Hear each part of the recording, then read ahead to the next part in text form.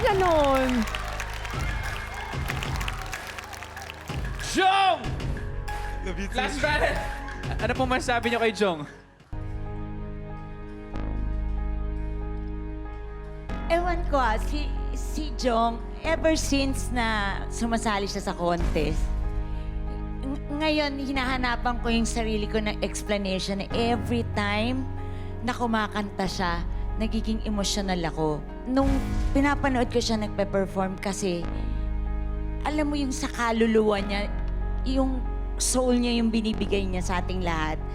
And I think, hindi lang yon, I think it's a gift from God. Iba yun eh. Diba, pagsasabi na, alam mo, ay pag nakikita ka namin, nangingiti kami. Ako pag pinapanood ko si Jong, nakikinig ako sa kanya and then yung emosyon ko sumasama sa emosyon niya. And I think it's a gift. Gift ni Lord yon. Hindi mo yun ma-explain. So yun ang explanation ko. Kaya, yon, I love you na rin. I love you na rin. I love you. Kasi yun ang ano niya, song niya.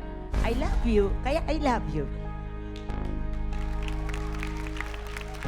Jong, ano ba talaga yung meron ka? Lahat ng sinabi niya tama. Parang meron kang special ability to lift our hearts or to lift our souls through the kind of voice that you possess. It's really... Mahal siyang na-possess. Oo, hindi talaga. I mean, it is really a gift. Ang pinaka-magic siguro nga sa'yo is that ability and that talent of yours that na pinagmix mo yung ganda ng boses mo at saka yung naibibigay mong emosyon, naging perfect siya na, kumbaga, isang meal